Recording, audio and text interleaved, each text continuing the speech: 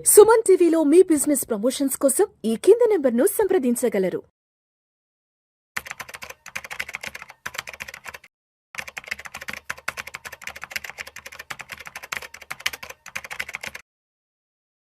గిరిబాబు గారు నమస్తే సార్. నమస్తే అండి. Welcome to Vishnu talks. Thank you. So Giribabu గారు, ఇప్పుడు మనకి తెలిసిన వాళ్ళు, మన చుట్టుపక్కల, మన బంధువుల్లో ఎవరైనా బాగా ధనవంతులు, అపర కుబేరులు, శ్రీమంతులైన వాళ్ళ గురించి మన ఇంట్లో మాట్లాడుకుంటే మన ఇంట్లో ఏం చెప్తారంటే, వాళ్ళకేమరా పెద్ద పెద్ద వ్యాపారాలు ఉన్నాయి, ఎప్పటి నుంచే వ్యాపారాలు చేస్తున్నారు కాబట్టి వాళ్ళు ఈరోజు ఆ రేంజ్కి రాగలిగారు, అంత కోటీశ్వరులు అని చెప్తుంటారు. అంటే ఇది వ్యాపారం చేసే వాళ్ళే కోటీశ్వరులు అవుతారు అనే నేపథ్యంగా చెప్తారు పెద్దవాళ్ళు. మరి చిన్న చిన్న ఉద్యోగాలు చేసుకుంటూ, ప్రైవేటు ఉద్యోగాలు చేసుకుంటూ కూడా కోటీశ్వరులు కావడానికి ఏమైనా మార్గాలు ఉన్నాయంటారా? యా, తప్పకుండా ఉన్నాయండి. రీసెంట్గా నేను నా వాట్సాప్ స్టేటస్లో ఒక వీడియో పెట్టాను. ఆ వీడియోలో ఏంటంటే ఎల్బి శ్రీరామ్ యాజ్ అ లెక్చరర్గా పిల్లల్ని అడుగుతూ ఉంటాడు, ఏమని మీరు పెద్ద అయ్యాక ఏమవుతారు అని. అందరు కూడా పెద్ద అయ్యాక నేను ఇప్పుడు బీటెక్ చేస్తున్నాను, ఎంటెక్ చేస్తాను, అక్కడ తర్వాత ఉద్యోగం తెచ్చుకుంటా, ఉద్యోగం చేస్తా, లేదా బీటెక్ చేసిన ఎంటెక్ చేసిన సేమ్ ఉద్యోగం కాబట్టి నేను బీటెక్ చదివి ఉద్యోగం తెచ్చుకుంటా అవుతాను, లేకపోతే నాకు అయిపోగానే ఉద్యోగం. అందరూ ఉద్యోగం ఉద్యోగం ఉద్యోగం అంటారు తప్ప ఒక్కరు కూడా నేను ఉద్యోగ కల్పన చేస్తాను, ఉద్యోగాన్ని క్రియేట్ చేస్తాను, నేను వ్యాపారం చేస్తాను, నేను ఉద్యోగాన్ని ఇచ్చే ఒక సంస్థ యజమానిగా ఉంటాను, నేను ఒక బిజినెస్ చేస్తాను, ఎంటర్‌ప్రెన్యూర్ అవుతానని ఎవరు కూడా చెప్పట్లేదు. అంతెందుకు మనం చిన్నప్పటి నుంచి మన పిల్లల్ని పెంచేటప్పుడు పెద్ద అయితే ఏమవుతారా అంటే, ఉద్యోగం అంటే పోలీస్ ఉద్యోగం చేస్తా, ఐఏఎస్ ఉద్యోగం చేస్తా, ఐపీఎస్ ఉద్యోగం చేస్తా, డాక్టర్ ఉద్యోగం చేస్తా, ఇవే చెప్తారు తప్ప, అంటే డాక్టర్ ఉద్యోగం అంటే ఉద్యోగం అనరు, డాక్టర్ని అవుతా అంటే నేను, అది తప్పేం కాదు అది. బట్ అగైన్ మళ్ళీ అవన్నీ కూడా ఉద్యోగం, ఎక్కడో పని చేయడం, డబ్బు సంపాదించడం, ఎవరికో పని చేయడం, సంపాదించుకోవడం, ఇలాగే ఉంటుంది. అందుకే ఒక సేయింగ్ ఉంటుంది, నిన్ను నువ్వు ఉపయోగించుకోకపోతే ఇంకొకటి నిన్ను ఉపయోగించుకుంటాడు. రెడీగా ఉండండి. నిన్ను నువ్వు ఉపయోగించుకుంటే నువ్వు వ్యాపారం చేసుకున్నట్టు, నువ్వు గ్రో అయినట్టు. లేదు, నీ టైం వాడికి ఇచ్చి జీతం తీసుకుంటే నిన్ను ఇంకొకటి ఉపయోగించుకుంటారు. అంటే నీ తెలివిని నువ్వు ఉపయోగించుకుంటే నువ్వు ఒక పెద్ద వ్యాపారస్తులుగా మారుతావు కదా. నీ తెలివిని వేరే వాళ్ళు ఉపయోగించుకుంటే నువ్వు ఒక ఉద్యోగస్తులుగా మారిపోతావు. చదివాను సార్, గుర్తొస్తుంది. నిన్ను ఉపయోగించుకుంటే నువ్వు, నీ తెలివిని ఉపయోగించుకుంటే నువ్వే ఒక పెద్ద వ్యాపార సామ్రాజ్యం సృష్టించు. నిన్ను నువ్వు ఉపయోగించుకోకపోతే ఇంకొకటి నిన్ను ఉపయోగించుకుని రెడీగా ఉంటాడు, ఉద్యోగస్తులుగా మారిపోతావు. ఎగ్జాక్ట్లీ. ఇప్పుడు నార్మల్ గా ఒక కంపెనీ యొక్క ఆఫర్ లెటర్ ని ఏమంటారు అఫీషియల్ గా? సిటిసి అంటారు. What is a CTC? Cost to company. అంటే కంపెనీకి నువ్వు ఎంత కాస్ట్ అవుతున్నావు. ఇది ఎలా క్యాలిక్యులేట్ చేస్తారు? రఫ్ గా, సపోజ్ నీ ద్వారా నేను నీకు 1 లక్ష రూపాయలు ఇచ్చి నేను హైర్ చేసుకుంటున్నాను, హైర్ చేసుకుంటున్నా. నీ సిటిసి అంతా 12 lakhs per annum. సో నేను కంపెనీ యజమానికి ఏం ఆలోచిస్తా, ఇతనికి 12 lakhs సంవత్సరానికి ఇస్తే నాకు ఇతని మీద కనీసం ఒక 3 times రావాలి. అంటే 3 times అంటే నాకు 12 into 3 36 lakhs వస్తే ఒక 12 మీకు ఇచ్చేస్తా.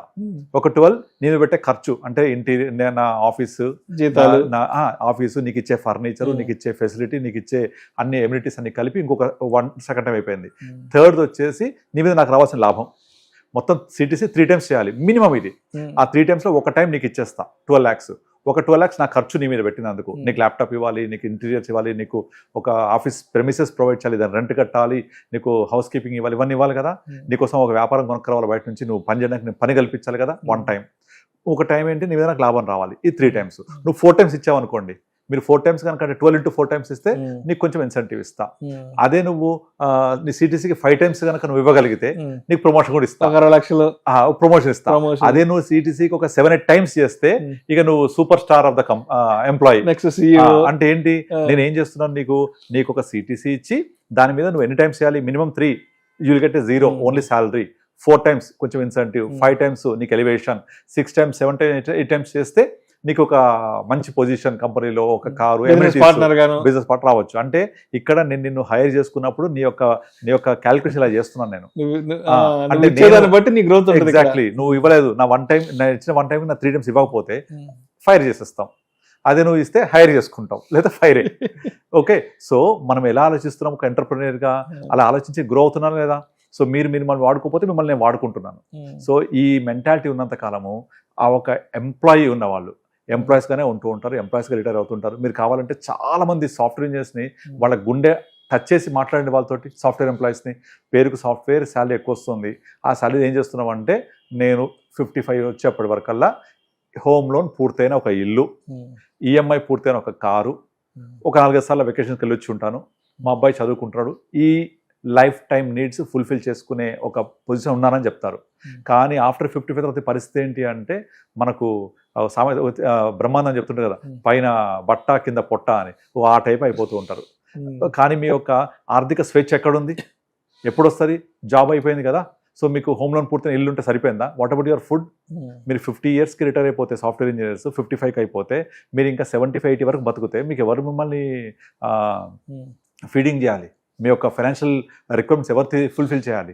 సో ఇవన్నీ ఒక పక్క అయితే, మీరు ఒక కోటీశ్వరుని ఒక భావన అంటే ఫ్రీడమ్ ఆఫ్ లైఫ్, ఒక మన టైం మన కొద్దిగానే ఉంచుకోవాలి, మన టైం మన కోసం వాడుకోవాలి, ఇంకొకరి కోసం వాడొద్దు, 9 to 5 జాబ్ చేయొద్దు, నాకు ఒక ఆర్థిక స్వేచ్ఛ కావాలి. ఎక్కడి నుంచి వస్తాయి ఇవన్నీ? ఇవన్నీ కూడా కోటీశ్వరుని భావన నుంచి వస్తాయి. ఒకసారి ఈనాడులో ఒక ఆర్టికల్ వచ్చింది, మనం చేసాం అది. సో కోటీశ్వరుడు కోటి కళ, ఆ కోటి కళ నెరవేర్చుకోవడం ఎలా? మనం ఎంప్లాయీగా ఉన్నాను, నేను జాబ్ చేస్తాను, మరి దీన్ని కోటీశ్వరుడు అవ్వలేకపోతానంటే అవ్వచ్చు. మీకు ముందు నుంచి ప్లానింగ్ ఉండాలి. సో మీరు అడిగారు కదా, ఇప్పుడు ఒక ఎంప్లాయీగా ఉన్న వాళ్ళు కోటీశ్వరులు అవ్వలేరు అంటే డెఫినెట్లీ అవ్వచ్చు. ఫస్ట్ ఆఫ్ ఆల్ అది అవ్వాలి అంటే వాళ్ళ మైండ్ సెట్ మార్చుకోవాలి. అదంతా కూడా మన మైండ్ సెట్లోనే ఉంటుంది. అందుకే రిచ్ డాడ్ పూర్ డాడ్ అనే ఒక బుక్ చదివితే అందులో అతను రిచ్ డాడ్ ఎలా ఉంటాడు, పూర్ డాడ్ ఎలా ఉంటాడు, ఇదంతా కూడా మైండ్ సెట్లోనే ఉంటుంది. సో నేను ఇంతే, నా లైఫ్ ఇంతే, నా బతుకు ఇంతే, నేను ఎట్లే ఉంటాను అనుకుంటే అంతే ఉంటాం.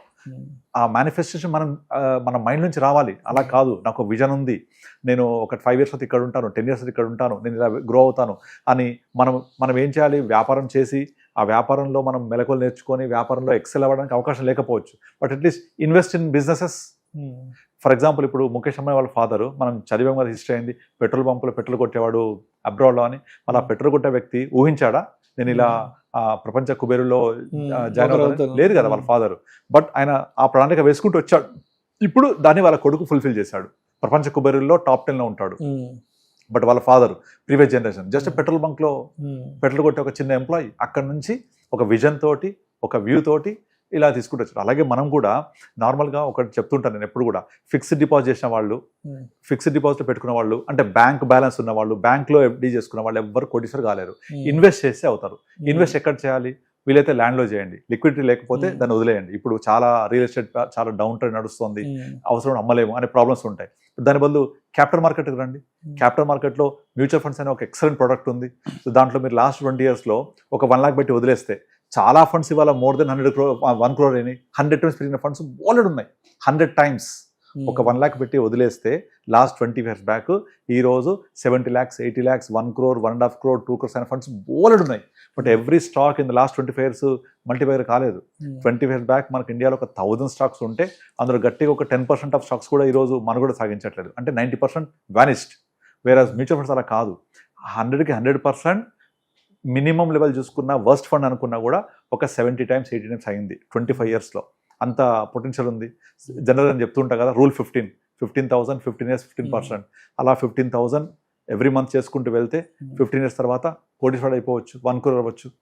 ఇంకోటి చెప్తాను, ఇదంతా కూడా ఎలా ఉంటుందంటే, మీరు ఇప్పుడు మీ ఆరోగ్యం మంచిగా ఉండాలనుకోండి, డబ్బు ఖర్చు పెట్టాలా పెట్టొద్దా?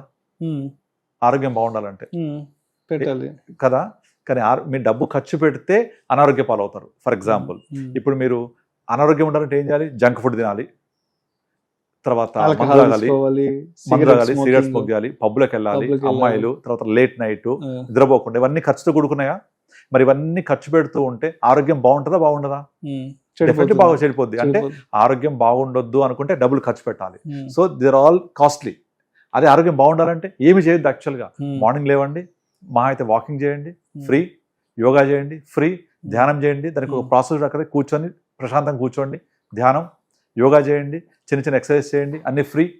అంటే ఇవన్నీ ఫ్రీ కదా, ఖర్చు లేదు, బట్ డెఫినెట్లీ ఆరోగ్యం బాగుంటుంది. దానికి రివర్స్, సిగరెట్, మందు, అమ్మాయిలు, పబ్బు, లేట్ నైట్, నిద్రపోకుండా ఫోన్లో స్పెండ్ చేయడము, పొద్దున 3 o'clock వరకు లేట్ నైట్ చేయడము, ఇవన్నీ చేస్తూ ఉంటే టైము బొక్క, డబ్బులు ఖర్చు, డెఫినెట్లీ అనారోగ్యం. అంటే ఇవన్నీ ఖర్చు పెట్టాలి. ఏమి చేయకపోతే ఫ్రీ. అంటే చేయాలందరూ సింపుల్ ఇస్ డిఫికల్ట్ అని చెప్తుంటాను నేను. ఆ సింప్లీ ఉన్న డిఫికల్ట్ ఏంటంటే సింపుల్గా ఉండడం. ఆ డిఫికల్టీని ప్రాక్టీస్ చేయడానికి కష్టపడతారు, బట్ డబ్బులు ఖర్చు పెట్టి ఖరాబ్ చేసుకుంటూ ఉంటారు. సో అట్లా కాకుండా మనం కోటీశ్వరుడు అవ్వాలని అనుకుంటే మనకు అంత మైండ్ సెట్లో ఉండాలి. అదంతా కూడా ఆ మైండ్ సెట్లో ఉంటే డెఫినెట్లీ మనము నెక్స్ట్ లెవెల్లో ఎట్లా ఉండాలి. ఇప్పుడు అందుకే కొంతమంది నాకు వచ్చే వాళ్ళు చెప్తుంటారు, ఇప్పుడు నార్మల్గా నా బడ్జెట్ ప్రకారం నా ఇన్కమ్ ప్రకారం నేను ఒక 2 BHK తీసుకుంటా, లేకపోతే స్టాండర్డ్ అపార్ట్మెంట్ తీసుకుంటా అంటే నేను చెప్తాను ఇప్పుడు స్టాండర్డ్ సరిపోద్ది, ఒక 10 years తర్వాత మీ ఇన్కమ్ పెరుగుద్ది, సిటీసీ పెరుగుద్ది, వాళ్ళు పెరుగుతాయి, పిల్లలు పెద్ద అవుతారు, సరిపోద్దా? ఇది సరిపోదు కదా. సో కనుక మన విజన్ 10 years నేను ఎక్కడ ఉంటా, దానికి సరిపడా నాకు ఎట్లా ప్లాన్ చేసుకోవాలి, దానికోసం ఏం చేయాలి, ఆ గోల్ అచీవ్ అవ్వాలంటే ఇప్పటి నుంచి ఏం చేయాలి.